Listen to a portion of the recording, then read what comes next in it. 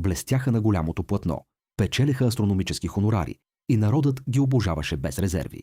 Всички фенове автоматично приемаха, че тези боготворени звезди живеят в непрестанен лукс и разточителство без граници. Реалността, зад старателно затворените врати на апартаментите им обаче, беше абсолютно шокираща. Вместо да харчат, броеха всяка стотинка и пазеха огромните си богатства до последния си дъх. Днес разкриваме 10 прочути икони на българското кино и театър от 60-те до 90-те години, чиято невероятна обсесия към спестяването не познаваше никакви граници. Преди да започнем, абонирайте се и напишете в коментарите, чията скъперничество ще ви изненада най-много днес. Апостол Карамитев. Гениалният майстор на драмата и незабравимата легенда на българското кино и театър действаше на екрана винаги с огромна грация и непринудена елегантност. Милиони зрители го обожаваха в култовите му роли от 60-те и 70-те години. Всички убедени, че този бонвиван живее в пълен и неограничен разкош. Реалността зад вратите на апартамента му в София обаче беше диаметрално противоположна и за много колеги от бранша абсолютно шокираща. Отношението му към спечелените пари граничеше с непонятна тревожност. Макар да се броеше сред най-добре платените артисти на своята епоха и да получаваше най-доходоносните предложения, живееше в постоянен, задушаващ страх от абсолютна бедност. Този вътрешен демон го принуждаваше да пести буквално на всяка крачка, дори в ситуации напълно недостойни за човек от неговия ранг. Разказват, че на снимачните площадки много често носел собствени скромни закуски, само и само да не харчи нито лев в местния бюфет. Джобовете му пред колегите оставаха почти винаги здраво зашити, докато другите звезди шумно честваха успехите си в скъпи ресторанти и пръскаха с пълни шепи. Той се измъкваше ловко от тези разточителни вечери. Ако все пак се появеше на някое обществено събитие, бдително следеше сметката да бъде платена от някой друг. Майсторски умееше да се преструва, че е забравил портфейла си, или незабелязано изчезваше точно в момента, когато на масата донасяха крайната сметка.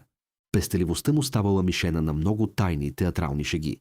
От дома водел подробни записи за всеки похарчен стотинка, а банковите му сметки непрестанно нарастваха до астрономически висоти.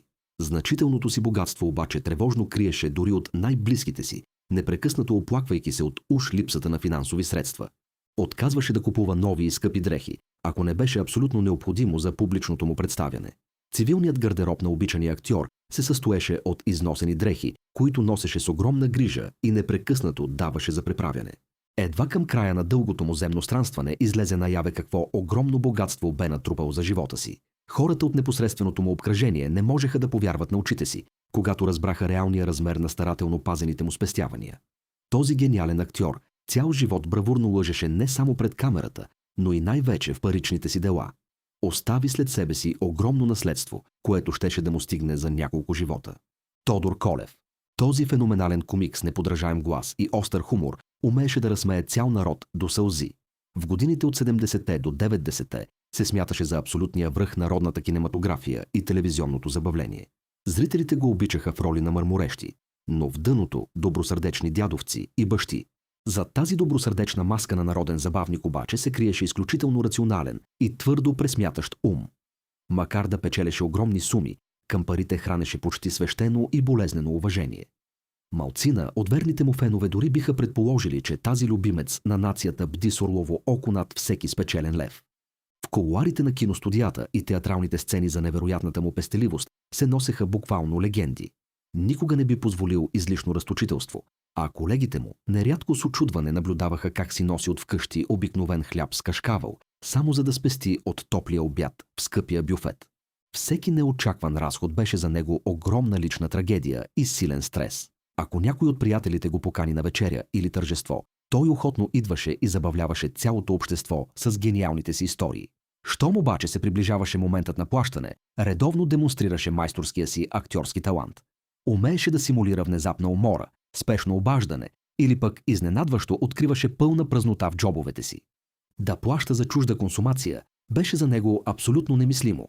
И тази своя твърда позиция никога не нарушаваше дори спрямо най-близките си. Непрестанно растящото си богатство пред заобикалящия го свят криеше с абсолютна гениалност. Ходеше облечен много непретенциозно и нерядко носеше едни и същи полувери и сака цели дълги десетилетия. Когато в началото на новото хилядолетие земният му път се затвори завинаги, мнозина останаха в пълен шок. Под черупката на скромния пенсионер се криеха огромно богатство, луксозни имоти и дебели банкови сметки, които сигурно щяха да осигурят няколко поколения. Наум Шопов. Слабата му фигура и дълбокият, чаровен глас го правеха абсолютно неповторима фигура в родното кино и театър.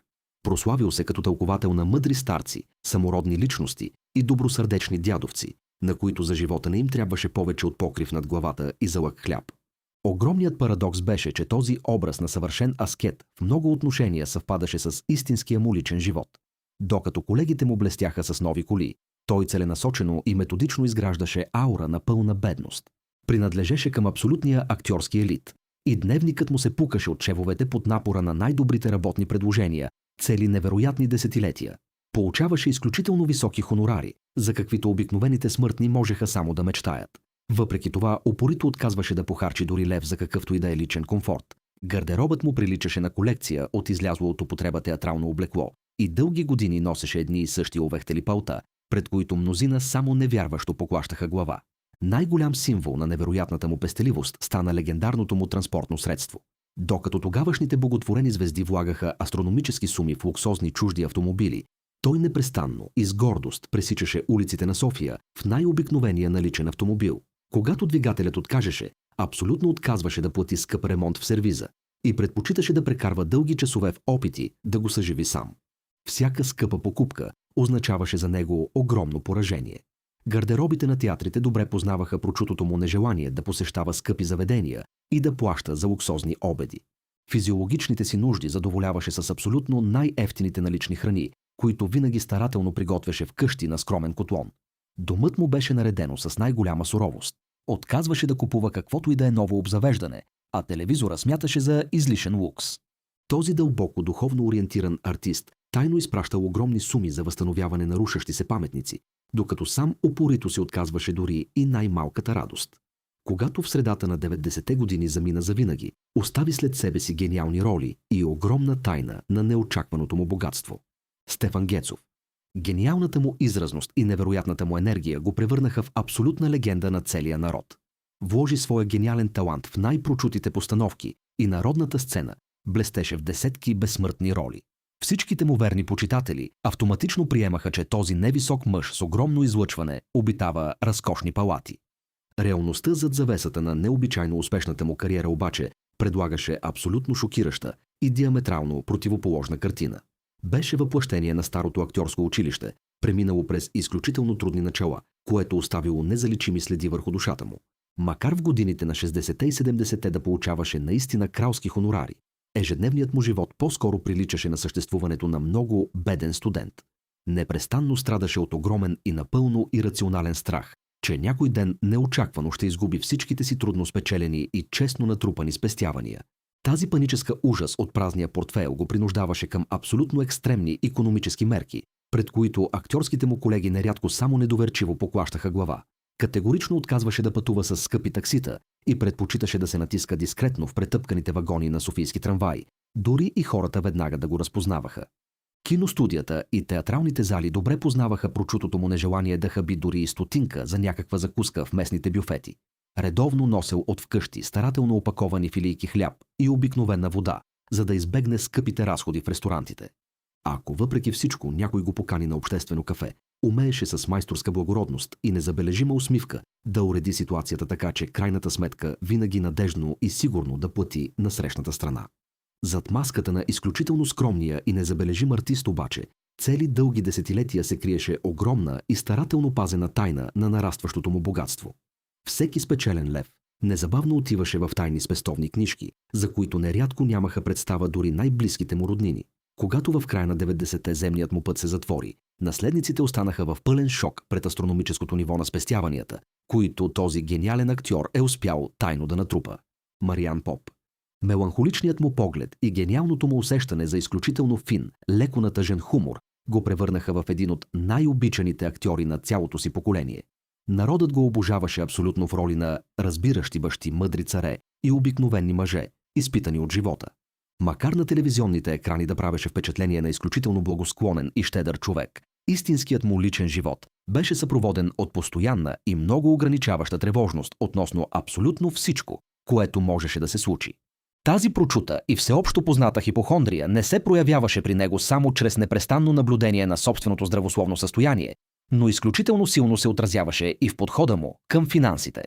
В годините на 70-те и 80-те беше сред най-добре платените артисти у нас, но непрестанно се готвеше за абсолютно най-лошия възможен сценарий. Страхът от внезапна болест, внезапен край на кариерата и последвалата пълна бедност го принуждаваше да пести с почти фанатична упоритост. Докато много актьорски съвременници с пълни глътки се наслаждаваха на трудно извоюваната слава, купуваха луксозни чужди коли и строяха разкошни вили, той упорито и категорично отказваше да похарчи дори лев повече, отколкото беше абсолютно необходимо. Прибежището си намери в обикновена и скромно наредена вилна къщичка, където прекарваше по-голямата част от свободното си време. Каквото и да е показно и излишно харчене за скъпи почивки или съвременно домакинско оборудване смяташе за напълно непростим грях. В театралните клубове и на снимачните площадки използваше репутацията си на вечен песимист, за да се изплъзне елегантно от всяка ситуация, в която трябваше да се плаща за нещо. С неустоима натъжена усмивка непрестанно се оплакваше от уж паричните и здравословните си проблеми, с което надеждно си осигуряваше съчувствието на цялото обкръжение. Никой от колегите не очакваше естествено от него, че ще покани цялото общество на луксозна вечеря или ще плати скъпата сметка в артистичен ресторант. Когато напусна този свят в началото на 2000-те, размерът на старателно пазеното му богатство отнедаха на всички близки, които нищо не подозираха. Коста Цонев. Невероятната пластичност на лицето му и абсолютно гениалното усещане за ситуационна комика го превърнаха в един от най-обичаните актьори на 20 век. На театралните дъски и пред кинокамерата е въплъщавал стотици незабравими роли, които до днес обичат всички поколения зрители. Макар на екраните нерядко да се появяваше в костюми на благородни джентълмени или ексцентрични изобретатели, истинският му личен живот по-скоро приличаше на съществуването на много беден и изключително пестелив служащ. Този майстор на фин хумор носеше в себе си много дълбоки следи от тежките години на младостта си. Макар в годините на 60-те и 70-те да започна да печели абсолютно баснословни хонорари, никога не успя да се отърве от задушаващото усещане, че от ден на ден може да загуби цялото си трудно спечелено имущество. Този постоянен страх го принуждаваше към абсолютно крайно спестяване, което нерядко граничеше с болезнена обсесия и ставаше мишена на много шеги от театралните му колеги. Докато другите тогавашни звезди с радост се наслаждаваха на луксозни партита и купуваха скъпи чужди стоки, той упорито отказваше да похарчи лев за нещо, което не смяташе за абсолютно необходимо за голото преживяване. Гардеробът му се състоеше от дрехи, помнещи по няколко десетилетия, а всяка малка дупчица винаги добросъвестно и много внимателно си кърпеше сам. Купуването на ново палто или по-съвременни обувки за него представляваше абсолютно немислимо и греховно изхвърляне на спечелените пари. В театралните клубове важеше за неписано правило, че тази легендарна комедийна фигура никога в живота си не плаща сметката на никой друг и бдително пази всеки собствен стотинка. Ако можеше, предпочиташе да ходи пеша из София дълги километри, само за да не купува скъпи билети за градски транспорт. Вкъщи категорично не оставяше излишни светлини и водата, при миене на съдовете, използваше по няколко пъти, за да спести от сметките, въпреки че банковите му сметки бавно и непрестанно растяха. Огромните и непрекъснато нарастващи си спестявания успяваше цели дълги десетилетия да крие от любопитните погледи на публиката и на много роднини с абсолютно съвършенство. Когато в средата на 2010-те достойната му жизнена книга окончателно се затвори, излезе наяве как гигантско богатство е натрупал тази привидно скромна звезда за дългия и извънредно плодотворен живот. Старателно укриваното му богатство в края на краищата абсолютно отне дъха на всички наследници и колеги. Георги Калоянчев. Той въплъщаваше абсолютния елит на българското актьорско изкуство и пред камерата най-често обличаше разкошните костюми на самоуверени владетели, коварни благородници или високопоставени директори. Величественото му присъствие и извънредно дълбокият чаровен глас будеха у зрителите и колегите огромно и безгранично уважение цели дълги десетилетия. Хората естествено го възприемаха като изключително изискан аристократ, държащ на най-висок възможен жизнен стандарт. Шокираща беше обаче реалността на пазения му личен живот. Макар на сребристото платно с огромна лекота и грация да хвърляше с пълни шепи, в истинския живот беше сред абсолютно най-великите и най-куриозните тайни скъперници на цялото си артистично поколение. Макар за незабравимите си изпълнения от 60-те и 70-те години да инкасираше буквално баснословни суми, ежедневното му съществуване приличаше на живота на много беден и отричащ се от всичко монах. Неспокойно броеше абсолютно всеки похарчен стотинка и постоянно се страхуваше от всякакви разходи. В кулоарите на прочутите столични сцени се разказваха невероятни истории за упоритото му отказване на каквито и да е дребни радости. Докато звездите по почивките се наслаждаваха на кафета и сандвичи, той категорично си носеше от вкъщи по-стари кифли и обикновена питейна вода. Да плати за горещ напиток от собствените си средства за него означаваше пълно поражение и недопустимо пилеене на пари, които предпочиташе незабавно да укрива в тайни спестовни сметки, далеч от погледа на нищо неподозиращото му голямо семейство. Майсторската му тактика, как напълно елегантно да избегне плащането в обществото, се основаваше на използването на прочутия и внушаващ трепет авторитет. Всякога, щом се приближаваше часът на уреждане на сметките в ресторанта, намасляваше строгия си царски поглед, пред който всички присъстващи буквално трепереха.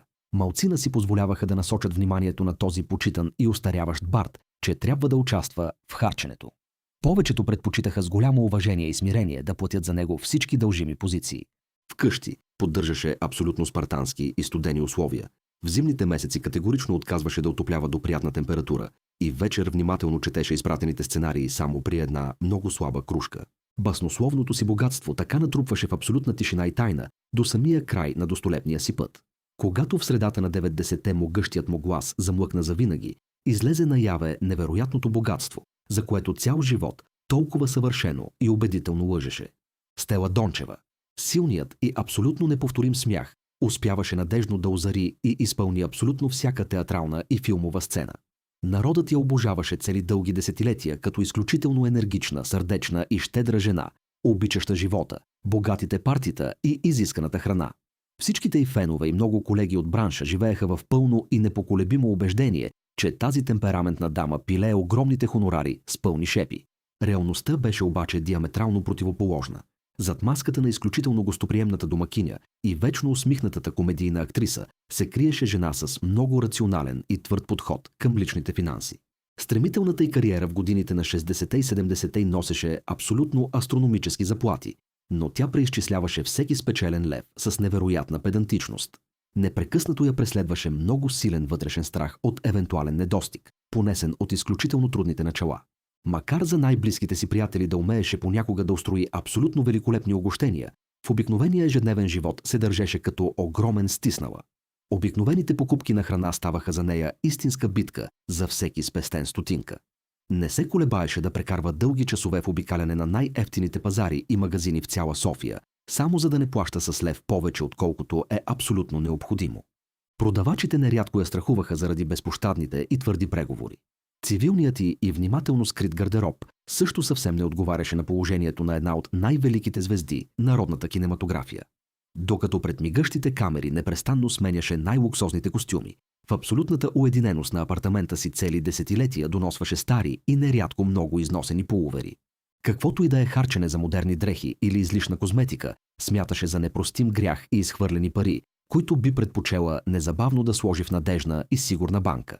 Огромното й и старателно скривано желание за непрестанно натрупване на имущество се прояви в пълна сила в момента, в който в средата на 2000-те завинаги напусна този свят. Наследниците и адвокатите останаха в пълен шок, когато постепенно започнаха да разкриват размера на тайното й богатство и огромните спестявания по много сметки. Тази легендарна артистка цял дълъг живот майсторски лъжеше абсолютно всички около нея и милионното си богатство взе като огромна тайна в гроба. Васил Михайлов. Този извънредно нежен и вечно усмихнат приказен дядо представляваше за огромно количество зрители абсолютното въплъщение на истинска човешка доброта и всеотдайност. На сребристото платно и на сцената на Народния театър успяваше цели десетилетия да раздава огромна радост, мъдрост и чиста любов. По-голямата част от нацията го възприемаше за това напълно естествено като изключително щедър човек, който за другите хора с голяма радост буквално би се раздал. Под черупката на този обичан от всички човек обаче в действителност се криеше съвсем различна личност, чието невероятно отношение към личното имущество нерядко отнемаше дъха дори на най-близките колеги. Макар да се броеше сред най-значимите артисти на своето поколение и редовните му приходи да достигаха абсолютно астрономически висоти, в личния живот се държеше като абсолютно най-бедния и най-отчаяния просяк в цяла София. Обсесията му по натрупването на пари придобиваше с течение на годините почти комични размери. В театралните гардероби и на снимачните площадки много бързо ставаше публична тайна, че тази легендарна звезда никога в живота си няма да плати нито лев за кафе или дребна закуска в местния бюфет. Ако се провеждало някакво важно обществено тържество или премиера, Майсторски използваше непоколебимото положение на признат и почитан Несторов авторитет. С огромна благородност и дружелюбна усмивка винаги успяваше да уреди цялото харчене за неговата личност с гордост и огромно уважение да поемат значително по-млади колеги. Паническият страх от каквото и да е излишно харчене се проявяваше в пълна сила и в ежедневното му обличане. Вместо като почитана звезда да представлява в скъпи костюми, носеше стари и нерядко много протрити половери, които даваше на безкрайно поправяне и кърпене. Всяка покупка на чифт нови обувки за него представляваше абсолютно немислимо и дълбоко травматизиращо събитие, от което се стараеше на всяка цена да избяга. Стотинките предпочиташе да слага внимателно в сигурни спестовни книжки.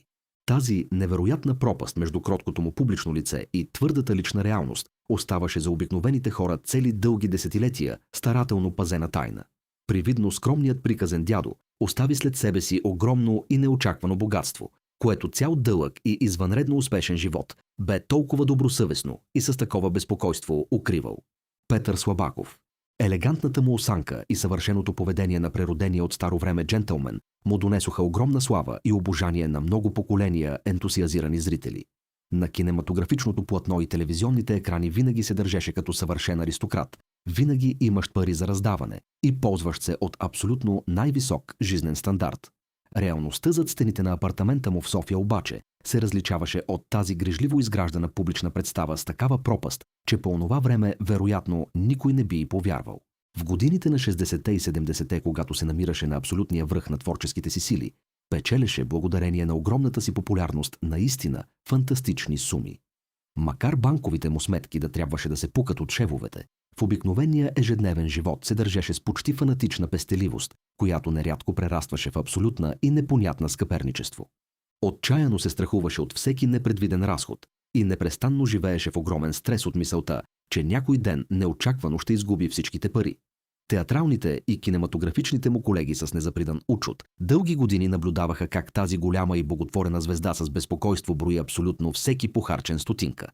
Категорично избягваше каквито и да е тържества или посещения на луксозни ресторанти, където не дай Боже е трябвало да плати дори едно кафе за някой друг от близкото си обкръжение.